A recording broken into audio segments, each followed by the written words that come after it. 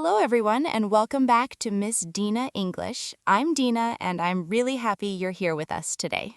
And I'm Tom. It's always great to have you listening. Maybe you're relaxing at home, driving to work, walking outside, or studying with a cup of coffee. Wherever you are, thank you for spending your time with us. Today, we're talking about something that almost every English learner experiences at some point. Yes, you study grammar, you learn vocabulary, you understand podcasts and videos, but when someone speaks to you in English, your mind suddenly becomes empty. The words disappear, your confidence disappears, and even simple sentences become difficult. If that has happened to you, don't worry. You are definitely not alone. Today's topic is why you can't speak English.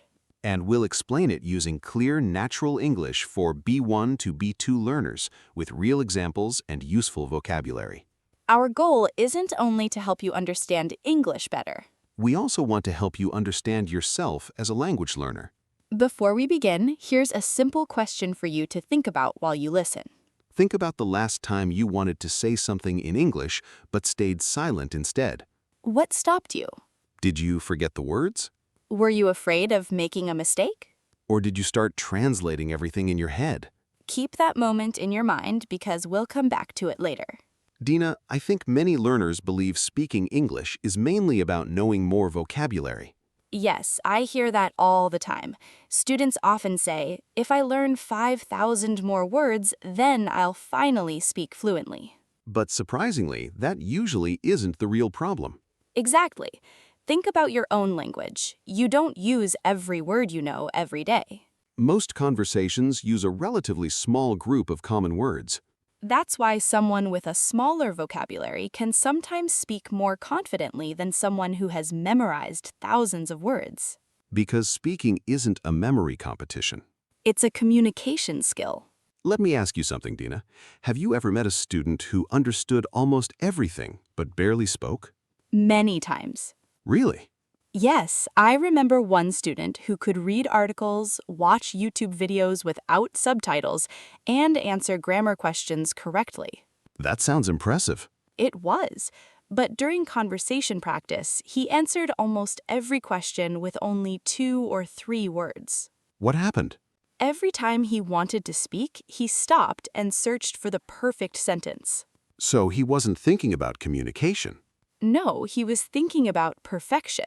And perfection is a difficult goal when you're speaking in real time. Exactly. Real conversations move quickly. People don't wait 2 minutes while we organize every sentence. That would be a very quiet conversation. It certainly would. One of the biggest reasons people can't speak English is because they're trying to build perfect sentences before saying anything. Instead of speaking naturally, they're taking an exam inside their own head.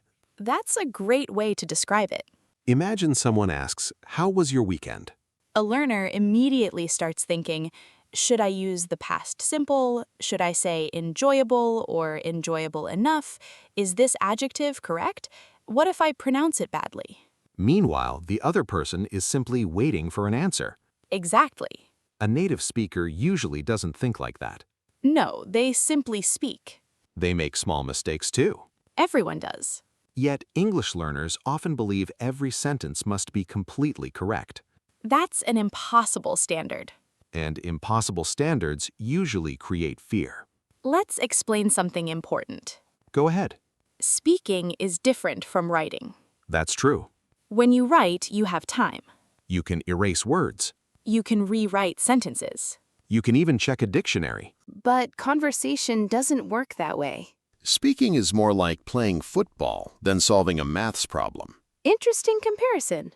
During a football match, players don't stop every few seconds to discuss the perfect move. They react. They practice so often that many actions become automatic. Speaking English works in a similar way. You train your brain to react instead of analyze every tiny detail. That takes practice. It also takes patience. Another reason people struggle is translation. Ah, yes, the famous translating habit. Many learners first create a sentence in their own language. Then they translate every word into English. After that, they check the grammar. Then they wonder if there's a better word. Then they worry about pronunciation. By that time, the conversation has already moved on. Exactly. It's like trying to run while carrying a heavy backpack. Translation isn't always bad. No. It's useful when you're learning new vocabulary or understanding difficult ideas. But during real conversation, constant translation slows everything down. Your brain has too many jobs at the same time.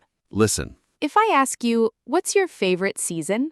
a confident speaker simply says, I like autumn because the weather is cool. A nervous learner may secretly think, favorite season. How do I say autumn? Should I use because or since?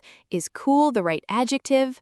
Those extra thoughts create delay. And delay creates stress. Then, stress makes remembering vocabulary even harder. So the real problem isn't always English. Sometimes the problem is the pressure we put on ourselves. That's an important idea. Many learners believe confidence comes first and speaking comes later. But in reality, it's often the opposite. Confidence grows because you keep speaking, not before you start speaking. Think about learning to ride a bicycle. Nobody waits until they feel completely confident before getting on the bike. They practice. They wobble. Sometimes they even fall. Hopefully not too many times. Hopefully. But every attempt teaches them something new. Speaking English follows the same pattern. Small conversations become bigger conversations. Simple answers become longer answers. One day, you suddenly realize you're speaking without translating every sentence. And that's usually the moment learners notice real progress. Not because they became perfect, but because they became comfortable with communicating instead of trying to impress everyone. We've talked about perfection, translation, and confidence, but there's another reason many people struggle to speak English, and I think it surprises a lot of learners. You mean the difference between studying English and actually using English? Exactly. Many learners spend years learning about the language instead of living in the language. That's an interesting way to say it. Think about someone who reads grammar books every day but never has a real conversation. They know many rules. Yes, but speaking is a skill, not just knowledge. It's similar to learning to swim. Right. You can read 10 books about swimming, but sooner or later you have to get into the water. Otherwise, your body never learns what to do. And speaking English is the same. Your mouth, your ears, and your brain need real practice together. Dina, I have a question. Go ahead. So, why do some learners understand English podcasts very well but still freeze during conversations? Because listening and speaking are connected, but they are different skills. Can you explain that? Of course, when you're listening, your only job is to understand. Nobody expects an answer immediately. Exactly. You can relax and focus on meaning. But conversation is different. During a conversation, you have to listen, understand, think of an answer, choose vocabulary, build a sentence, pronounce the words, and pay attention to the other person's reaction. That's a lot of things happening at the same time. It really is. So, if learners only practice listening, they're training only part of the skill. Yes, listening is essential, but speaking needs its own practice. That makes perfect sense. Another mistake many learners make is waiting for the right moment. Ah, I've heard this before. They say, I'll start speaking after I finish this grammar book. Or, I'll wait until I know more vocabulary. Or maybe next year I'll be ready. But somehow, next year keeps moving further away. Exactly. There is always another book, another course, another list of words. Learning never really ends. That's true, even for native speakers. They still learn new words throughout their lives. So waiting until you know everything isn't realistic. In fact, speaking while you're still learning is one of the fastest ways to improve. Because every conversation teaches you something. Sometimes you discover words you didn't know. Sometimes you notice grammar patterns naturally. And sometimes you realize that simple English is enough. That's a lesson many learners need to hear. We often think fluent speakers use difficult vocabulary all the time. But if you listen carefully to everyday conversations, you'll notice something different. Most people use simple words. They simply use them naturally. Let me give an example. Go ahead. Imagine someone asks, "How was your holiday?" A learner may try to create a very advanced answer. Something like, the overall experience was exceptionally delightful due to the remarkable scenery. Which sounds like a textbook. Exactly. A confident speaker might simply say, "It was great.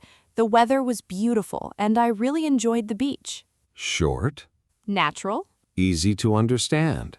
That's real communication. Another problem is comparing yourself with other learners. Yes, comparison can be very discouraging. Maybe someone started learning after you but speaks more confidently. Then you begin thinking, why am I slower? But we rarely know the whole story. Exactly. Perhaps they practice speaking every day. Perhaps they use English at work. Perhaps they've lived abroad. Everyone's learning journey is different. So comparing yourself isn't very helpful. A better comparison is with yourself. Ask yourself, can I do something today that I couldn't do 6 months ago? Maybe now you understand movies more easily. Maybe you can introduce yourself with confidence. Maybe you're no longer afraid to order food in English. Those are real achievements. They may seem small, but they add up over time. Dina, let's talk about another habit that stops people from speaking. Which one? Some learners memorize long scripts. That's a good point. Some learners memorize perfect answers to common questions. Like, tell me about yourself. Exactly. That can be useful at the beginning. But conversations don't always follow the script. People ask unexpected questions. They interrupt. They change topics. And suddenly, the memorized answer doesn't fit anymore. That's why it's better to learn ideas instead of complete speeches.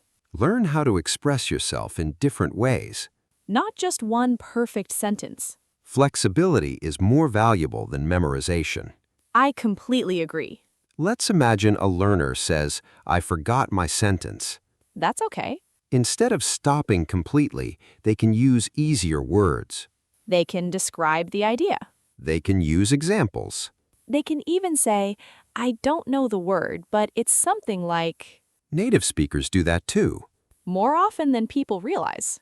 Another useful habit is accepting small mistakes. That's an important mindset. If someone understands your message, communication has already succeeded. Of course, improving grammar is valuable. Absolutely. But grammar should support communication, not stop it. I like that sentence. Think of grammar as a map. The map helps you travel. But if you spend your whole life studying the map, you'll never enjoy the journey. That's a wonderful comparison. Before we finish this part, let's review a few useful words. The first word is freeze. To freeze means to suddenly stop because you're nervous or unsure. For example, I froze when the teacher asked me a question. Another word is communicate. Communicate means to share ideas or information with another person. We also use the word flexibility. Flexibility means being able to change and adapt when the situation changes. Another useful word is discouraging. Something discouraging makes you feel less confident or less motivated. And finally, we used the word achievement. An achievement is something you've successfully done through effort and practice. We've talked about many reasons people struggle to speak English, but now I'd like to focus on something practical. I think our listeners will appreciate that. Understanding the problem is important. But knowing what to do next is even more useful. Exactly. So imagine someone asks us, what should I do if I want to become a better English speaker? I would start with one simple piece of advice. Which is, Speak a little every single day. not once a month, Not only during English class. every day. Even 5 or 10 minutes can make a difference. Many learners think short practice isn't enough. But consistency is more powerful than long study sessions that happen only occasionally.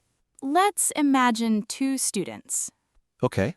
One studies English for 3 hours every Saturday. And the other practices speaking for 15 minutes every day. After several months, who do you think will feel more comfortable speaking? Probably the second student. Exactly. Because speaking becomes part of daily life instead of a special event. That's an important difference. Another helpful habit is speaking out loud. Even when you're alone. Some people feel a little silly doing that. At first, yes. But your brain doesn't care whether you're talking to another person or practicing by yourself. You're still training your mouth to produce English naturally. For example, while making breakfast, you can describe what you're doing. I'm making coffee. Now I'm cutting some fruit. The coffee smells really good today. These simple sentences train fluency. And they don't require difficult vocabulary. Another great exercise is retelling. I love this one. After listening to a short podcast or watching a short video, close it. Then explain what you remember using your own words. Don't worry if you forget some details. The goal isn't perfection. The goal is expressing ideas. Dina, what about mistakes? What about them? Many learners still worry too much. Then here's something I'd like everyone listening to remember. Go ahead. Every fluent speaker has made thousands of mistakes. Thousands. Probably even more than that. Mistakes are part of the learning process. They're not proof that you're failing. They're proof that you're trying. Think about children learning their first language. They make grammar mistakes. They pronounce words incorrectly. Yet nobody expects them to speak perfectly. They improve because they keep communicating. English learners deserve the same patience. Absolutely. Another idea is to stop judging yourself during conversations. That's difficult, but very important. Instead of asking, "Was my grammar perfect?" Ask, did the other person understand me? Communication should be your first goal. Accuracy will continue improving with practice. Let's also talk about confidence. Many people think confidence is something you're born with. But it usually grows through experience. Every successful conversation adds a little confidence. Even very short conversations. Ordering a coffee. Asking for directions. Introducing yourself. These moments may seem small. But together they build something much bigger. They build belief. Belief that you really can communicate in English. Before we finish, let's review today's biggest ideas. First, speaking English isn't only about knowing grammar or vocabulary. It's about using what you already know. Second, don't wait until you feel completely ready. Speaking is what helps you become ready. Third, don't try to sound perfect. Try to be clear. Fourth, practice a little every day instead of waiting for the perfect study session. Small habits create big results over time. And finally, be patient with yourself. Language learning is a journey, not a race. Some days you'll improve quickly. Other days, progress may feel slow. Both kinds of days are completely normal. Before we say goodbye, let's review a few useful words from today's conversation. The first word is fluency. Fluency means speaking smoothly and naturally without stopping too often. Another useful word is consistent. Consistent means doing something regularly over time. We also use the word retell. To retell means to tell a story or explain information again using your own words. Another important word is belief. Belief is confidence that something is true or possible. And finally, we use the word journey. A journey isn't only traveling from one place to another. It can also describe a long process of learning and growing.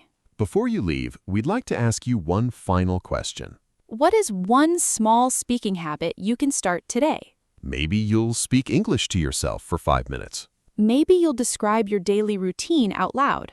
Or maybe you'll have your first short conversation in English this week. Whatever you choose, remember that fluency doesn't come from waiting.